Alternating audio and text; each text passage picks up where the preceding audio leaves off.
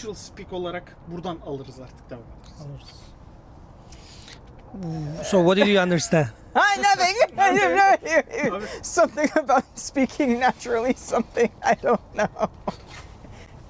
But end of the day, I will learn the inner Turkish. It's just there. It's not really there. I'm sure if you visit my hometown one day, like even though let's say you know Turkish, you're not gonna be able to understand it. It's because the way we talk Is it like Turkish, slang? not really though. It's like a thick accent, Oh. like very regional. You know the Hispanic people, they all Yeah, speak they have differently. I've had a couple of Puerto Rican friends and then a couple of Dominican friends, and then they were like, "Oh yeah, the Spanish isn't the same," and I'm like, "Lovely, good, that's helpful. I would never know." So today I'm with, what was your name? Asia? You don't know my name? It's Asia. I yes. like teasing you. Okay. So are you Asian? No, it is a very misleading name. My mom was not very clever when she made me. What was the reason they gave you that name though? I looked Asian. Really? Yeah. Are you? No. That's what I thought. When Yeah. She said when I was born I had really straight black hair and that I was chubby, so she named me Asia, like a little sumo wrestler baby. And I was like, wow, that was it's gonna stick with me for the rest of my life. Thank you for that. Great. your mom is not Asian. Nah, she was white. How about your dad? It's black. Are you mixed? Yeah. Nowhere How do Asian. you feel? Are you feeling black or white? So actually, that's a strange thing. Like even within my own family, I'm not really black or white. My family has told me before that I'm too white to be black, and white people obviously see that I am not white, so I am too black to be white. So I'm quite literally just of a mixed race all the time. That's it. How do you feel like? What are you? Asian. I was just gonna say Asian. I wish I was Asian. Then my name would make sense. But no, I'm happy to be half black. I'm happy to be half white. It's just kind of when both communities don't really want you, is kind of like a crappy place to be. Because like white people can be so friendly, so friendly, but they can also be really, really, really racist. And then the same way about like any race really, because like black people, you could also just as easily say that they are some of the worst people to their own people. So I don't really get either. I'm just me. My mom just raised me by herself, and so I guess I act too white, but that's probably just because my mom was white and that was my upbringing. It's been like a huge thing. Like I don't know how much of America, I guess, is or is not racist, because it really just depends on where you go. But it's like embedded in the nation's history. It's like huge wars were fought over it. So like actually you're in the funniest of all places. Virginia is one of the, like, it's the final place of the Civil War. Like it's the slavery ended, Appomattox Courthouse, Virginia, all that good jazz. So people quite literally, especially in this state, are very attuned to racism. So growing up here, I'm not from this area, but I'm from the state of Virginia, so they teach us that in school, and they force us to learn all sorts But of we're things. still in Virginia, so what's the difference between those places? Like where you live and where you're from? So here, this is much more of an affluent area. There's people who make a lot of money here. This is considered Nova, or Northern Virginia, so we have lots of opportunity for like data centers or government jobs. Where I'm from Norfolk, and so most things there are like a shipyard or naval account, like naval town kind of. It's like really big amphibious base for the Navy, so it's actually I think one of the largest naval bases that we have. In entire United States? Okay. It's so Norfolk is like literally like pretty much just Navy and just shipyard building. They'll bring in, like, I grew up watching them bring in like the destroyers or the battleships off of the ocean, and they bring them into harbor and then they work on them and then send them back out. So that's kind of like where I'm from, like docks and boats and nothing really going on there. It's that's pretty much it. And there's like a lot of seafood, I guess, in this area. Well, not this area, but like the Norfolk area, Virginia Beach, lots of seafood, and that's not really my thing either. So I went IT and I moved here. All right. How you like it? Here? I think it's pretty. I mean, I wouldn't say this is like anything like where I grew up, but I think it's really pretty, and I haven't had any really negative experiences with people so far since being here. The only thing is it's just really expensive to live here. And I'm like, why do I have to pay so much money just to exist? I am constantly being humbled all the time by being told like I'm in like a top percent of a top percent of a top percent because I'm really young, I'm a person of color, I'm a minority like person of color, and then on top of that I make like 6 figures, and a lot of people couldn't dream of living here because they wouldn't make my monthly rent in their like paycheck for the entire month. Yeah. So I kind of feel bad and can't honestly. It's weird to like feel bad about it, but also you can kind of be like, oh look where you came from and look where you are. So I have to constantly be really humble and really grateful that I have like what I have, but I don't think it should cost this much. Like I'm succeeding at it, obviously, but I feel like a lot of other people should also be able to have such a nice place to live, and they can't just because like their jobs literally don't pay enough. Like they literally won't be able to probably ever in their lifetime live here. I don't want to go into the details, but I really want to know some expenses that you have, like the rent. You don't have to, but if you can, I can give you help us to.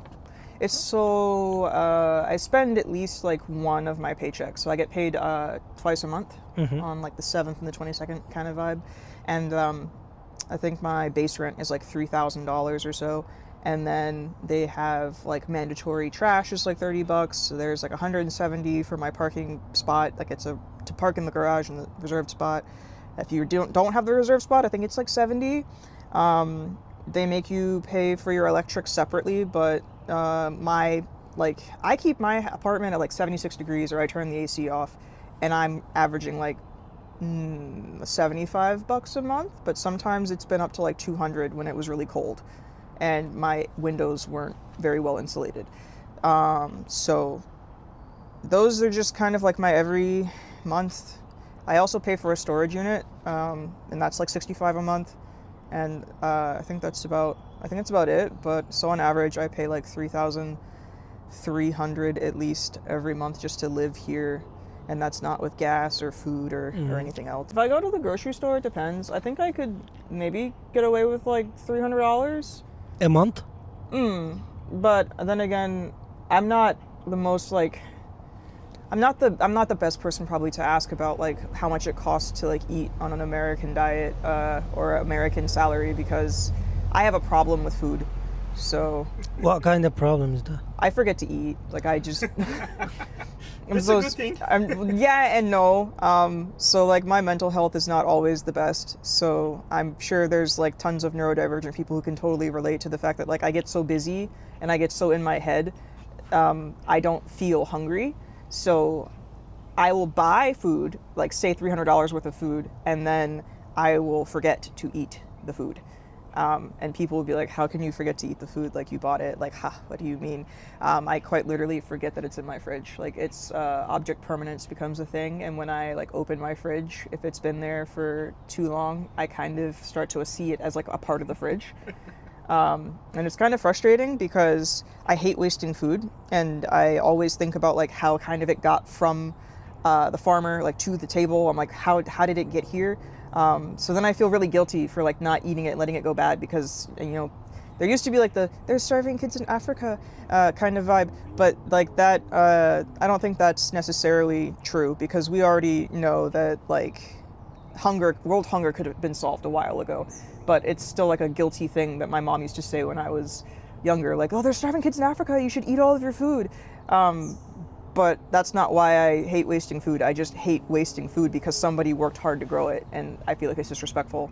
So I'm kind of upset. But I don't feel guilty though. I mean, you forgot it. Like, it's not something you do on purpose. No, but so in order to kind of prevent that from happening, like my $300 a month for like food, I've kind of like tapered off of it, and I can't really give an accurate assessment of like if that's really good, because you could go to like the markets and get really good like ingredients and probably cook for an entire family, and that would be like tons of food, and you'd be well off for the entire month. Or you could be like me, and $300 sounds like a lot of food, like a money for food, but then like if you take about like $20 a meal or so, and you're eating fast food, and then you eat, you know, like at least like 5 meals a week, that's 2,500. It's like 3-ish weeks of food, maybe, if that's from only if you don't eat anything else and you eat like 1 meal a day 5 days a week,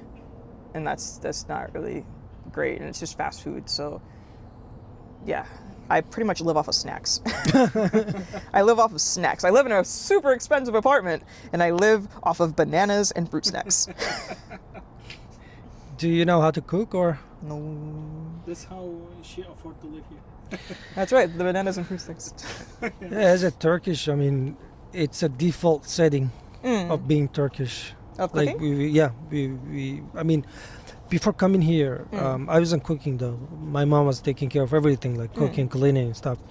And after getting here and staying by myself, trying to survive, trying to exist here, I learned how to cook, and now I can bake my own bread, like including. You're so proud of the bread. Yeah, I am. Like, I think that's really cool. Yeah, bread is a big deal in Turkey. Like, we eat the bread with the bread.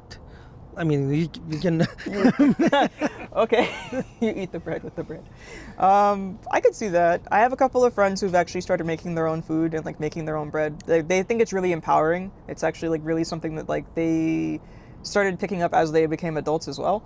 For me, it reminds me a little bit too much of my dad. So I think maybe that's why I'm like averting from it without really doing it on purpose.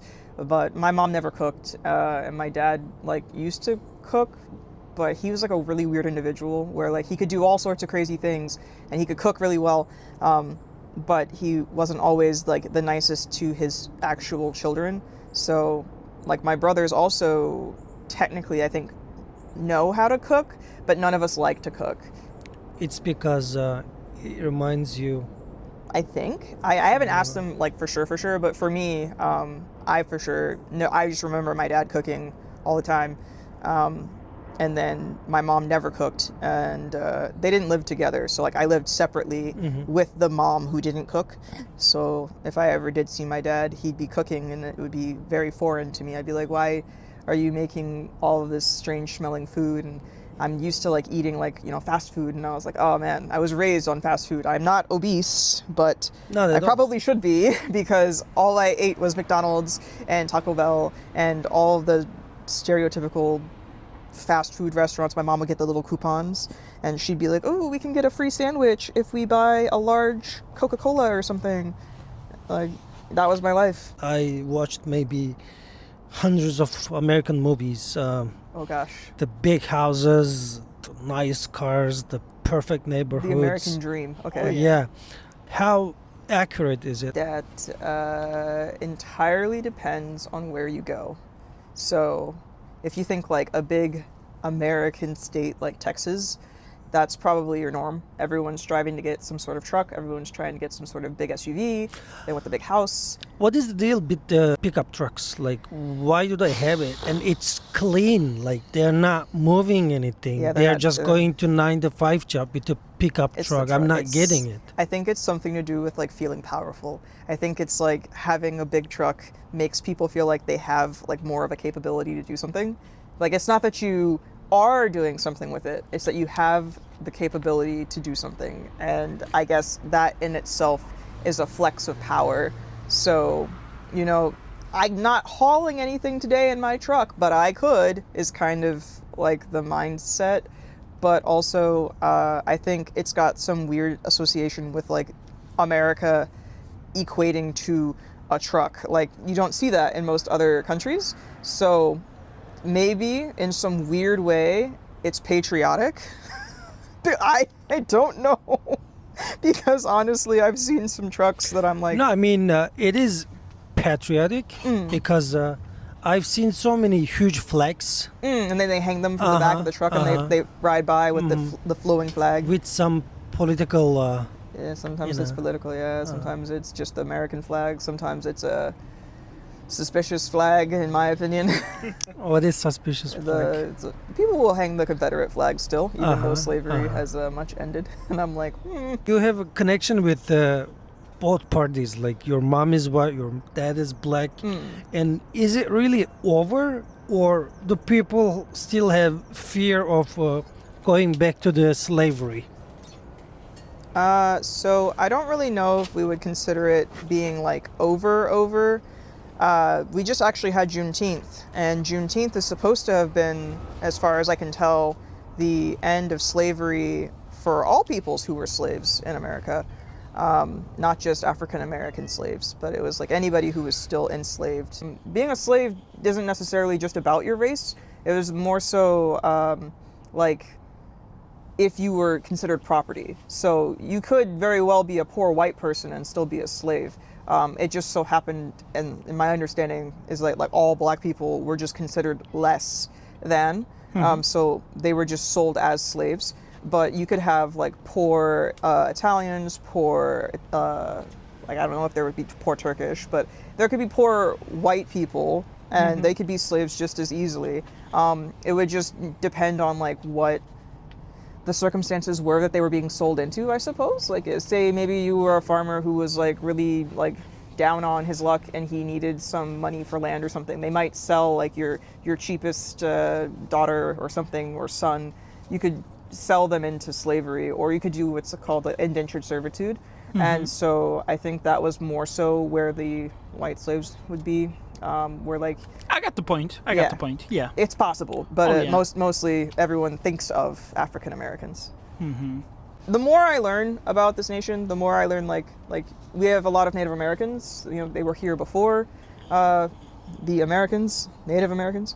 They enslaved those people as well. Anybody who pretty much was not a majority can be considered a slave, man. They didn't really matter who you were. If you were not the majority, you... I'm checking your car, no problem. I know. I was like, hello.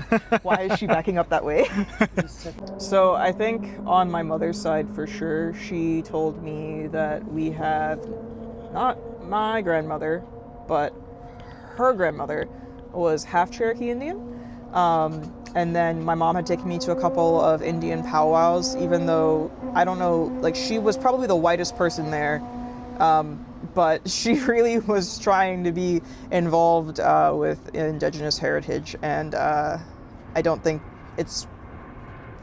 I wouldn't say it's not appropriate, but it doesn't probably look right having a really white presenting person showing up to a Indian celebration of heritage. But I mean, when I was there, I got to see all sorts of different tribes people, and I thought it was really beautiful that they were preserving their heritage.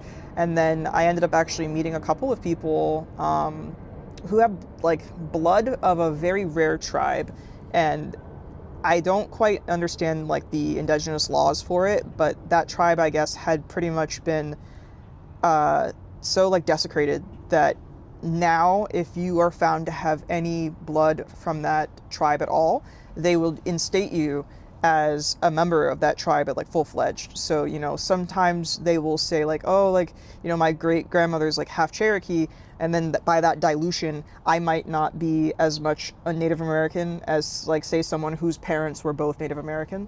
But like they start to have like these tribes where you can be a part of the tribe as long as you carry at least like one drop of blood or some like 16th of their DNA or something like that.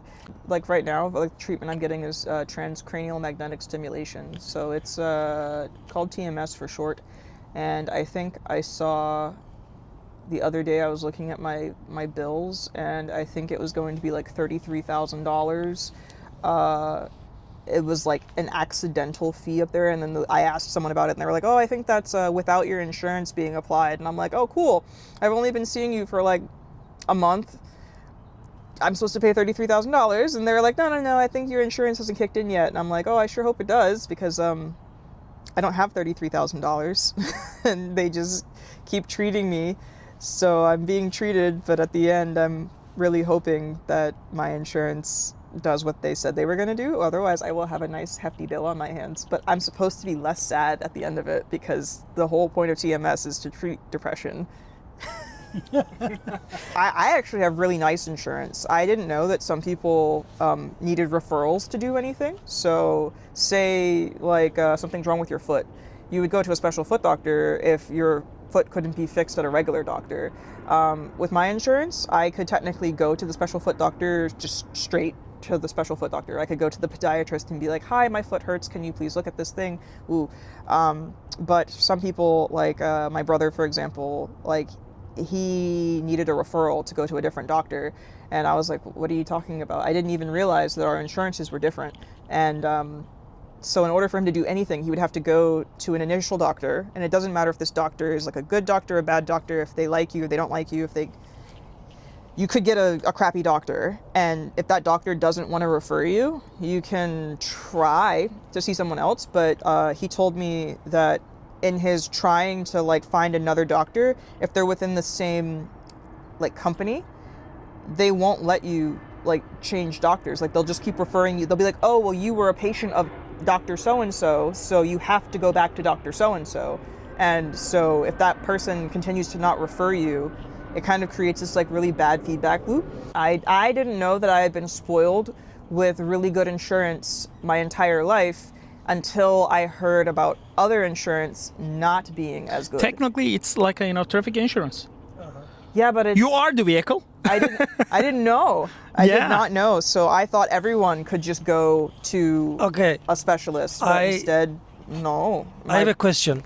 So let's keep it very simple, because like it's not that it is very confusing. It's I know what you're talking about, but I don't think I can explain it to Turkish people how it works. Yeah. Let's say you have an issue with your finger. Yeah, finger. And you want to go to the doctor. Yeah. Right? Like there are tons of hospitals here. Yeah. Can you just not walk in any of them and get the treatment and your insurance? It depends on policy, I think. It depends on your policy, and it also depends on like if you're going to an urgent care or if you're going to a hospital. Like if you want to see a doctor, you generally need appointment to go to a doctor. You can't just walk in and see any doctor. You can't just, unless it's like a life-threatening emergency, you're generally not going to get surgery You the hurt same your day. finger. I mean, I gave you the example. Your finger hurts and you want to see the doctor. Then you need to set up an appointment, yeah. Unless it's a lot of pain and you feel like you can't wait to set up that appointment, you can go to an urgent care. Do you get to wait or? You still have to wait at the urgent care, but you'll be seen the same day. You can be seen same day at urgent care, and they're normally open from like 9 to like 7. And you can go there and wait and be seen by a nurse practitioner, and they can get you like medicine and stuff. But if you want to go to like a doctor, also that urgent care is not free. Like your insurance still has to apply there as well, and they will give you a different bill. And then if you want to go to a doctor, like in the hospital, you can't just walk into the hospital. You need an appointment. So if you were to go to the emergency room as a walk-in, emergency rooms are very expensive, and you would be better off going to urgent care. And still, you have to wait? Yes. Yeah, I You knew can it wait because, for a very long unfortunately, time. unfortunately, I had a very bad experience about that. Yeah, you can wait for, it can feel Minimum like 3 hours. Yeah, it's a minimum of 3 hours because they like to say like they're prioritizing people who are like life-threatening issues. Oh, yeah. So I guess in America, the easiest way to get seen would be go to, thank you. Yeah, it's yours. Thank you. I think you too. Wonderful. We love your dog, by the way. Yes, it's a cute dog. Oh yeah. I didn't see the dog. I think the easiest thing to do would be, one, you would go to urgent care. Well, one, if you don't have to do anything, just deal with it yourself. Then go to urgent care. If you can't be seen at urgent care for some reason, like for example, I went to urgent care once and then they referred me to the emergency room. So then I was What like, am I gonna do? Are you trying to kill me or something? no, it was even worse. They made me get an ambulance from the urgent care to the emergency room, and the ambulance ride was a minimum $100. Yep. I could not drive myself. Why did you not take any Uber? They would not let you. They made me get in the ambulance. Yeah. Oh, it's like an obligation. Because I've seen so many people taking Uber from emergency room or urgent care to their houses. Maybe I should have refused, but I know like in my insurance, for example, it even tells you like if you need to get an ambulance ride, it's a $100 copay. They charge you by mileage, like how long It's like an Uber. how long your ambulance ride is. But the minimum payment just for sitting in the ambulance is $100. Yeah. Just to start with, and then they will send you a separate bill. Especially like for example, when my mom was having her heart attack, and she passed away, and it took them like over 20 minutes to get her to the hospital from our house. Rest in peace. Thank you. But I got a letter in the mail with the, like, it wasn't even that the ambulance was associated with the hospital. The ambulance had its own company, and What do you mean? It's not part of the hospital. and they charged me. Yeah, it's a private company. It's like a contractor. Yeah. Yeah, it was something called like, I think it was called like Gold Cross or something, and the hospital she went to was like called like Doctors of Augusta or something, so they were completely separate. So I got two separate bills. I got the hospital bill, and I also got the, hey, we transported your mom from this distance to this distance bill. And I'm like, oh, cool. And she passed away, so I have all the bills and no mom. But I was like, wow, you guys couldn't even like, it was an emergency. And I have to pay, like, it was like hundreds of dollars. But as far as I can tell, all of my friends who are EMS or firefighters or police officers, like, they're doing their job to protect. They're trying to get people stabilized in those situations. But once they finally make it to the hospital, everyone's goal is to keep you alive, ideally. But they'll treat you, and they'll treat you with whatever's required, I guess, to make sure that you survive. And then you will get a very hefty bill. And if you are not conscious to be able to make those decisions, then it's kind of assumed. They unplug you. No. It's more so like they'll. It's like assumed that they will just continue on with everything that they can to get you to the point where you're okay again, unless you have like a do not resuscitate kind of thing already in place. Okay. I don't think America has like a culture of being a community ever, really. I know there's communities within America, but like if it's just not in like your neighborhood, or it just doesn't happen to be like where you're raised, it's not a commonplace thing. Like you don't, like, I think a lot of people will like move to cities thinking like, oh, I might finally like make friends, or I might live in a more populated area, so there's a higher like probability of like getting a community, but it's not like. Well, I feel like in the cities, people feel more alone than ever. It's because you're surrounded by people at that point, and then they're still not talking to you. It's more difficult to find friends in the cities. Do you have friends to hang out, or? Yes and no. My friends are pretty few and far between. Some of them are at least an hour away. I don't get to see them very often. Some of them are like 20 minutes away. It depends on if they're free with whatever's going on in their life. But I will say I lived in Fredericksburg, which is like maybe like an hour and a half south of here. And I felt so alone in that city. There was never any time for me to hang out with anybody, mostly because I worked here in Chantilly, and it's not super uncommon for people to work maybe half an hour, 45 minutes to an hour away from like where they live. So I was living an hour and a half south. Whenever I'd be home, I couldn't really make new friends because I'd be tired and working on relaxing or like being at my house. And then I would just come to work every day, and then I would spend all of my free time driving home. So I didn't make any new friends at home on my days off. And then on my days of working, nobody would want to stay here because we'd be like, oh, want to go get something to eat after work? And everyone's like, no, we have that 45-minute ride home, remember? And we all live in different directions. So it's very rare for us to hang out after work. You only get to talk while you're at work, and then you run into the wall of while you're at work. People are like, hey, when you're at work, be at work. Don't talk about, your private stuff or your fun life. Focus on the work. So then you kind of don't really get much room for socializing ever, really. Are you not using any dating apps? No. There are a lot of dating apps here. Tinder, Bumble, what is it I called? tried dating apps before. That is every single relationship that I've had off of a dating app was absolutely horrible. Yeah, right. And I think one of them ended up with like me being in court. So yeah, he was not a good gentleman or good fellow. That's the issue with the dating apps. You can never get to know someone like really because they can act. You can never know. I let him move in with me. And when I asked him to leave, it got physical, and that is why we ended up in court. I was really lonely, and that was, in hindsight, it was so stupid of me. He's really charismatic, so I think... In the pictures, or...?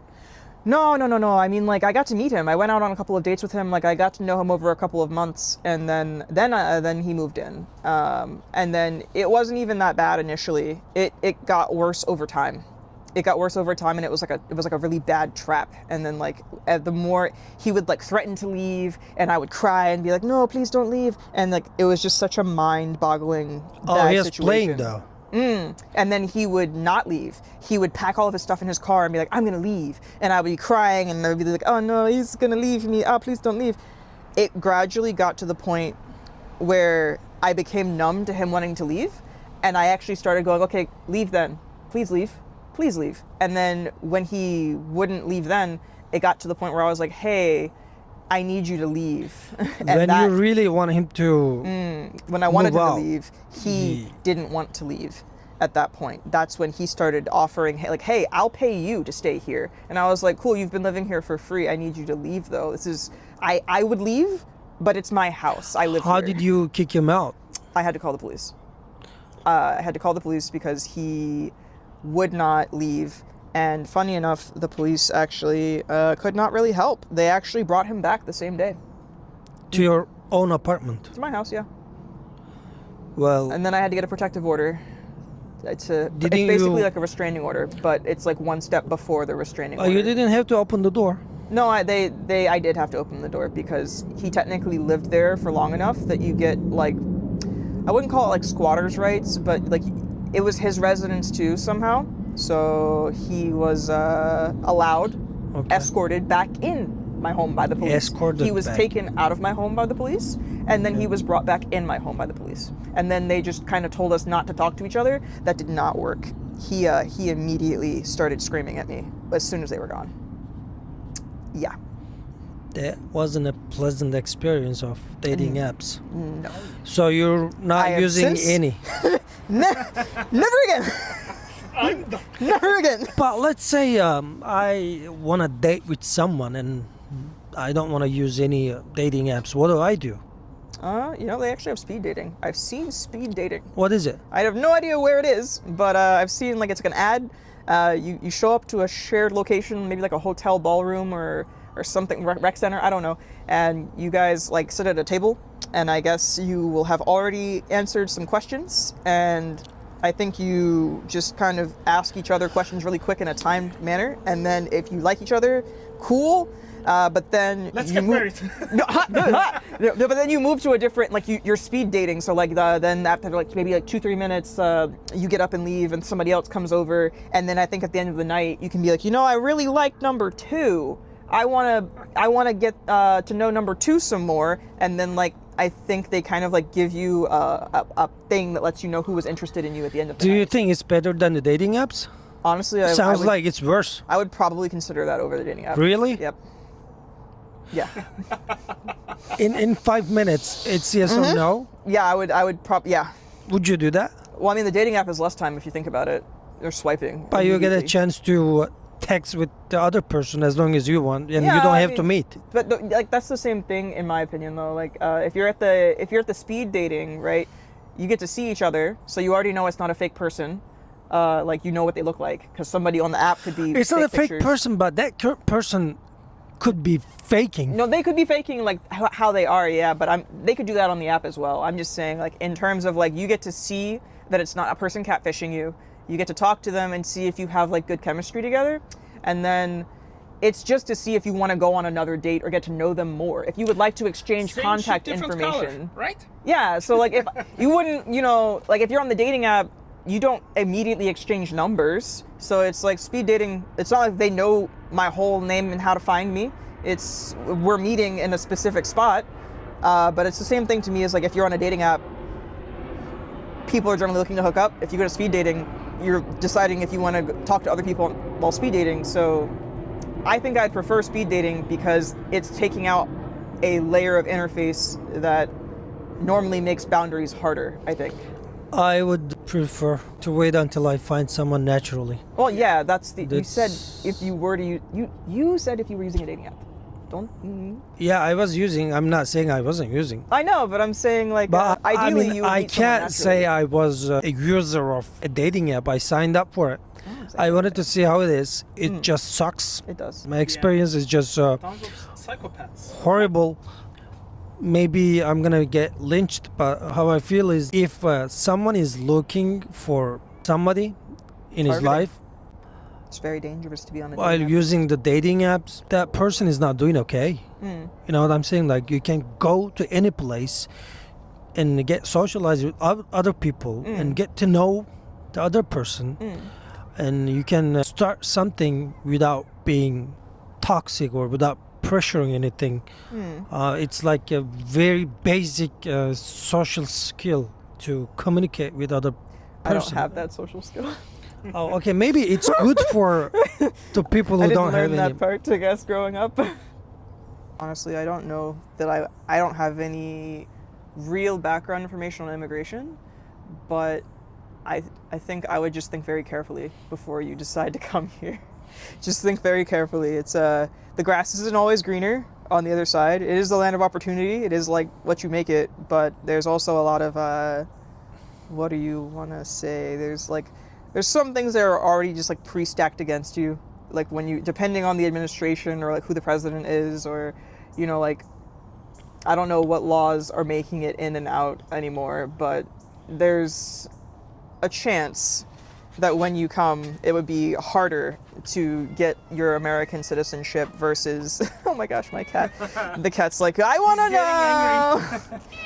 know. Meow. He's getting angry. Yeah, he was like, guys, you're still talking. Are you ready? I'll try.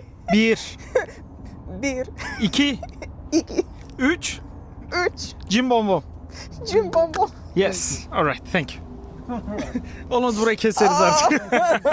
So bad. Thanks for everything. Okay. I hope we will see you at part 2. Well, I mean, I'll be here on this great patio. You can always Alright. find me. take you somewhere else. Oh, where are we gonna go? Maybe We'll find out. Maybe parking lot of Wawa. Okay. Or Walmart. Walmart. No, we have to go to Costco. That's the most American parking lot. Oh yeah. The most American parking lot is Costco. Maybe we could eat hot dog or something. Yeah, we'll get the hot dog. Oh, yeah. We can get we can do the $1.50 foot long hot dog. It's awesome, right? Look, I actually just got one the other day, and I was like, That guy, the superhero. The It was CEO of the Costco or something. I don't even know who the CEO of Costco is, but that's the most, it was like one of the most American things I've ever had. It was just like Costco foot long hot dog and a big chocolate chip cookie. Yeah. And it was like $7. It was like that, and then like I had some strawberry shortcake kind of ice cream thing, and I was like, You should this try is the ice great. cream. That's very good. I'll see you next time then. I'll see you next time. Okay. Okay. Can I get my camera stuff? No, I keep it now. mine right now. You right. can get to talk anything you want. Oh, so that's right. Hello. Bye. I am very awkward. Hello, goodbye, goodbye. no, you're not. I don't know. Next time I come to Turkey. Haha. Oh yeah. Like what is it now? It's July? No, it's June. Still? Nah, I don't know. I have a passport. It does not expire